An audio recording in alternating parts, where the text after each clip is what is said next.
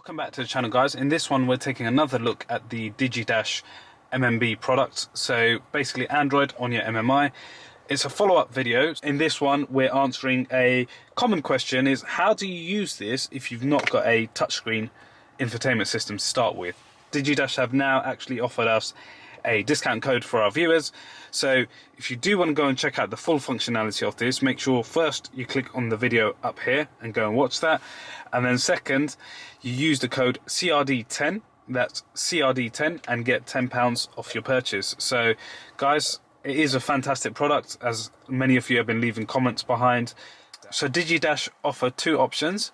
The first one is a touchscreen option, which is the version I've tested before, and then the second is a non-touchscreen. The actual unit is identical. The only difference is with the non-touchscreen you get a additional remote control, which I've got here. For the purposes of today, obviously my car has a touchscreen unit, so you're going to have to bear with me as I talk you through what the differences are. But essentially what would happen is you plug the Digidash in as usual. Now just bear in mind that your car does obviously need to have Apple CarPlay built in as standard. So let's just let it boot up. At this point, on a normal car, you would either, if you've got like a slightly older Audi, like a 2019 shape, you would use the circular knob controls to basically move around the icons, or alternatively the controls on your steering wheel just to navigate around, right? But like I said, bear with me, this is a touchscreen version that I'm using, and it's a touchscreen car. I haven't got access to one without a touchscreen, but I'm just going to show you how the remote works.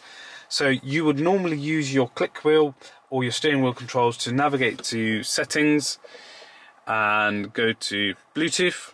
We're going to pair a new device in just a second. So I've taken the remote out of the packaging, and it says on the back, press and hold the OK and the return button until the LED quickly flashes. So that's the OK, that's the return. So let's do that. And you can see it started to start flashing now. So we've got to pair a new device. Again, on your non-touchscreen device you would just use the click wheel or the steering wheel controls, but basically I'm just using mine because it's a Jaguar and it only has touchscreen capability. There you saw I selected G10S Pro and it's basically paired straight away.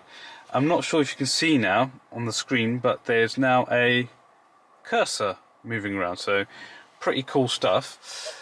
The other aspect where I think this is going to be really good, guys, in terms of when you're using it, is if you're operating in the back of a car. So remember I showed you the Digidash has video out capabilities. If you've got screens in the back, you can connect all of this to it, and then basically now the remote's connected, you could give this potentially to your kids so they can control it from the back of the car. But basically it's simple stuff. You've got your home button, which acts exactly like a home button, and then you've got my car telling me to start it up, otherwise it will shut down. So I'm just going to start it up. You can still see the mouse cursor moving roughly around there. So you can see I'm doing it with my right hand. It's pretty controlled. I would definitely say use your dominant hand, just makes it a lot easier. You can of course just use these arrow markers. So if you look here, that's currently in yellow, that's where it's selected. Now I'm just going to jump off it. There I'm on messaging, going down. You can go to Chrome, just press enter there, and essentially guys, it'll let you use the app like how you're supposed to. So rather than it trying to make it work with a click wheel, etc., it's just a little bit more better.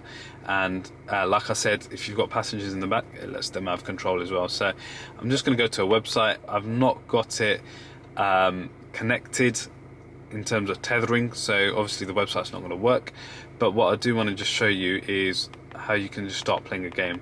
So we're playing a game, and up,